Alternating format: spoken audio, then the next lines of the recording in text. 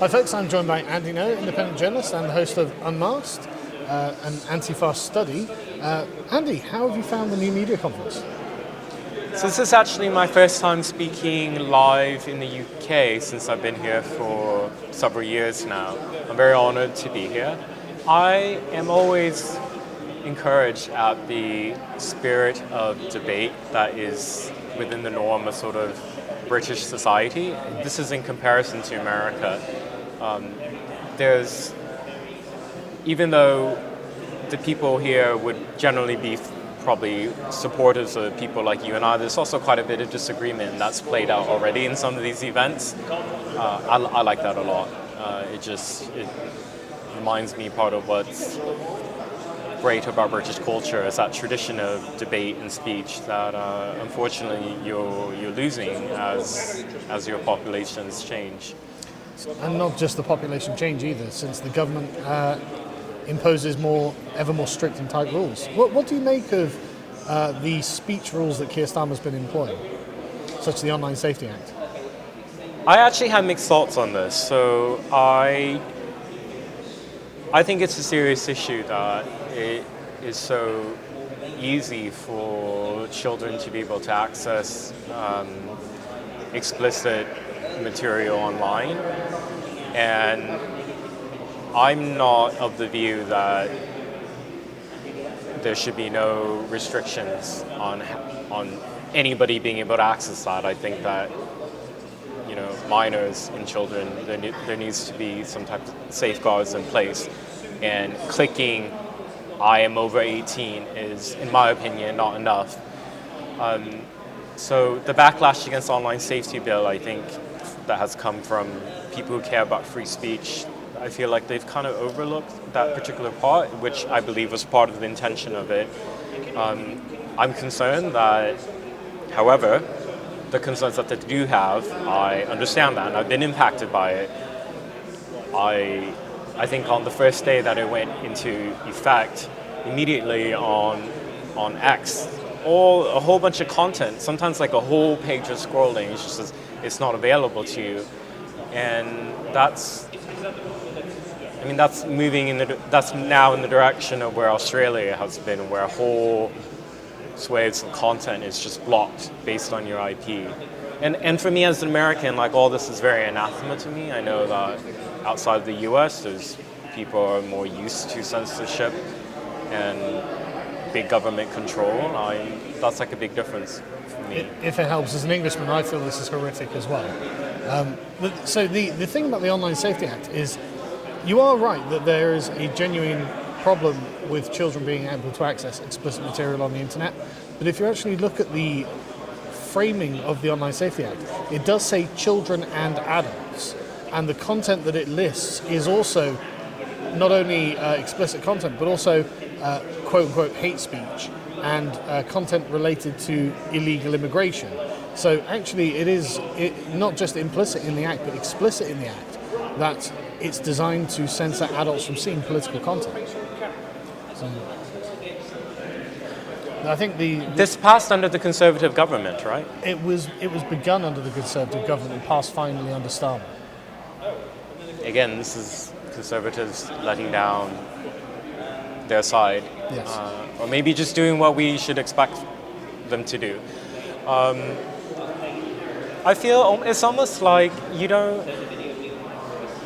don't know if the legal framework here doesn't exist for more protections of free speech, but I feel as this American immigrant here, like, not just myself helpless, but I look at the people around me. It's kind of like all these laws that are just passed one after the other, another, related to a number of issues that you and I care about, and it's like there's nothing we can do. Have you got no faith in Nigel Farage and Reform to fix this?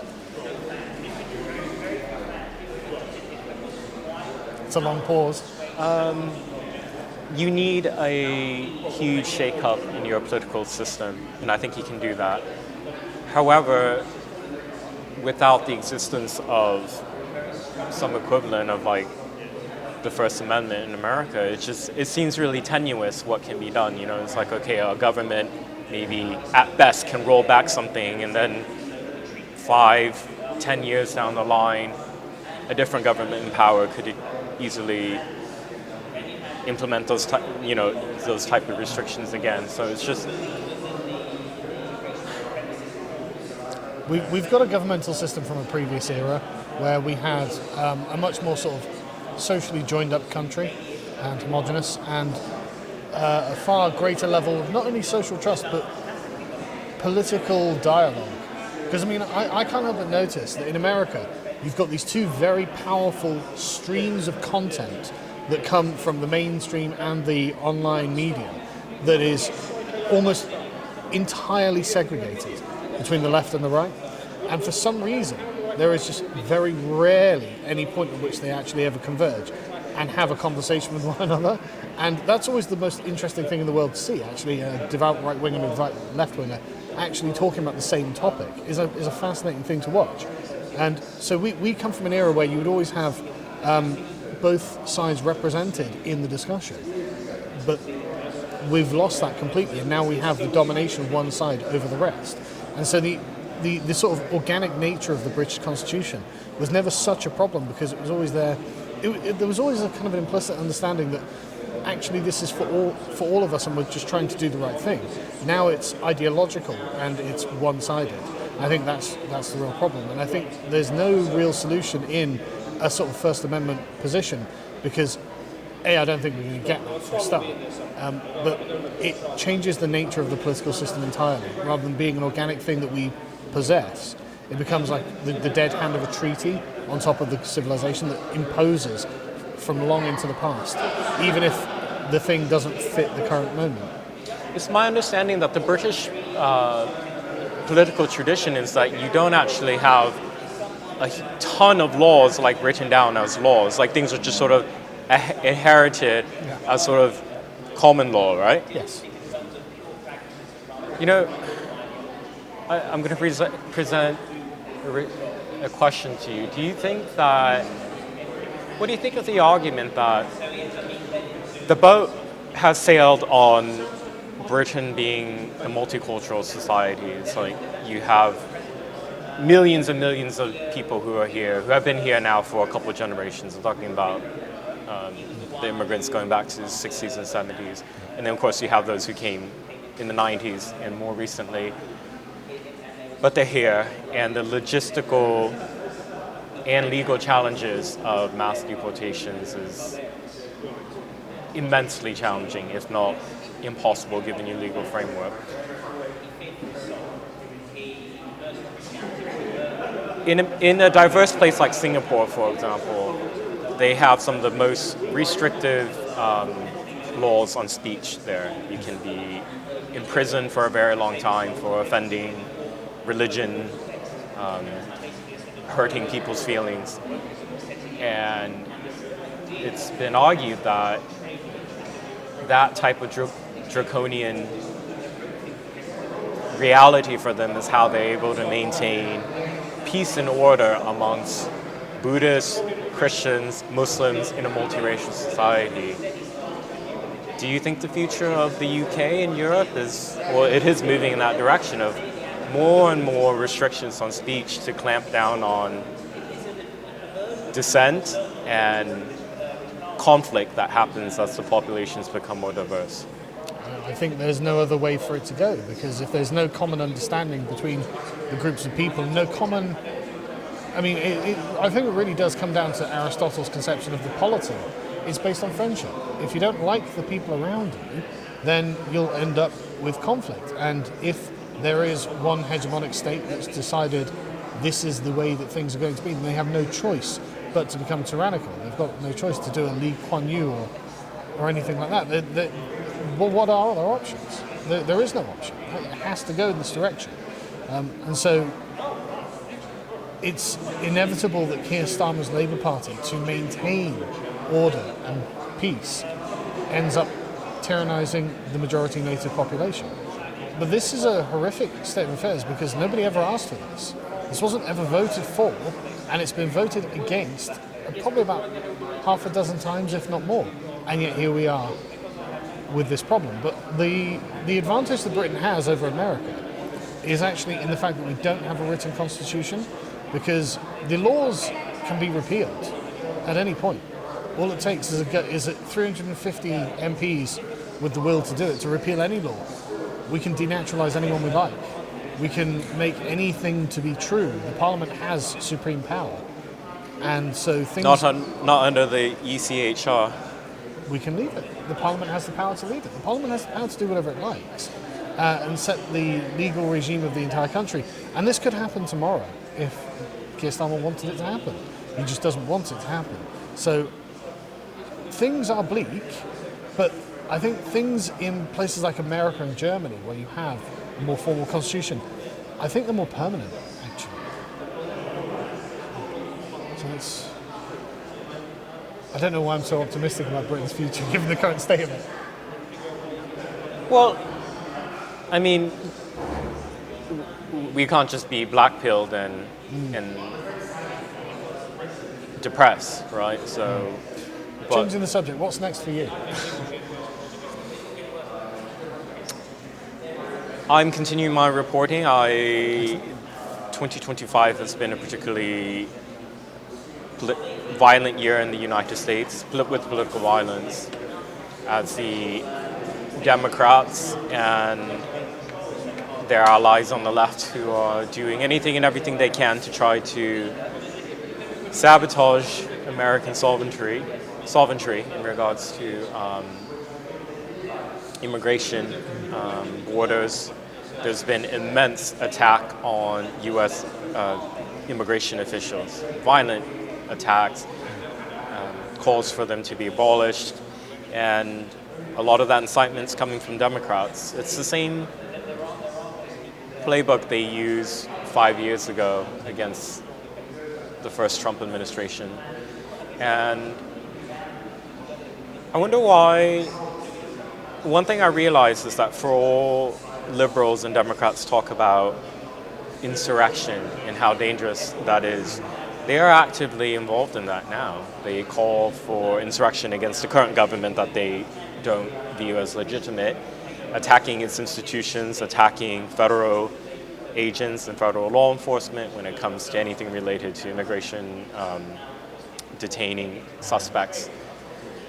And so one thing that I've had my eyes open up to in the last year and a half, 2 years, and I was probably a bit naive, is that I didn't realize how much of a threat to democracy comes from Democrats. Even though I am a conservative, I don't view myself as particularly hyper-partisan in terms of party politics, but with some of what Democrats have called for, I mean, imprisoning Donald Trump last year, prosecution, all that, because Americans are saturated in that news reporting every day for 4 years now, 5 years, I don't know if they realize how it comes across like how there is a breakdown in the rule of law in America. It's not just the rule of law, it's the civic polity itself. Yes. Because it's genuinely, do we want to share a country with one another in America? And the answer just seems to be no. Like, neither side seems to want to share a country with the other. And that's, I mean, I view America as undergoing a kind of cold civil war, where it's like Donald Trump is basically going to try and clean out the institutions of left-wingers. Well, okay, the next Democrat president, he's going to have to clean out the institutions of right-wingers. And so you just have this continual changing of the guard until one culture is dominant over the other. I mean, this is a bit worrying, isn't it? I appreciate the clarity you speak when you say like civil war, how you say that a cold civil war, because there are some commentators who say things like they think that imminent arms violence between different factions in the US is likely. I don't think so. But this cold civil war is describing is more accurate, I think, much more accurate.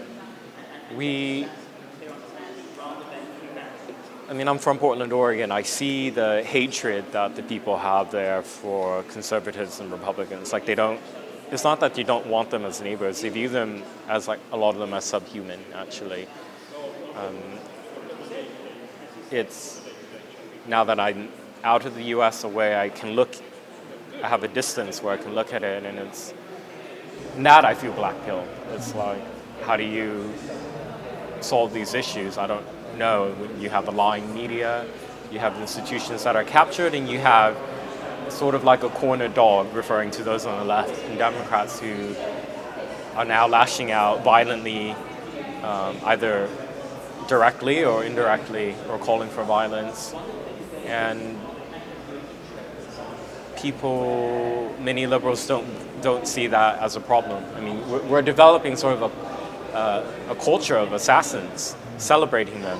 You know, like everybody knows about Luigi Mangione, who allegedly murdered the United Healthshare CEO. And there was another one the other day, wasn't there? Just recently there was a random shooting, not random, there was a black shooter in Manhattan who wanted allegedly to go after people associated with the NFL, but there was a CEO of a different corporation that was killed, a woman. Yeah. And just because she happened to be CEO, there was all the celebrations on social media from the left.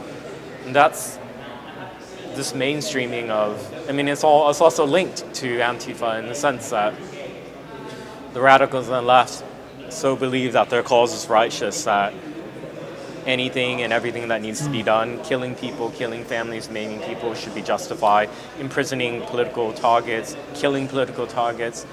And that's the America I live in. It's I hate to say it though, but I don't think it's confined only to the left. The right the right is not the right of 2016 anymore. Their hearts have hardened, and you can see it in the media, in just the kind of output that American media produces, where you'll notice that everyone in America is fighting, right?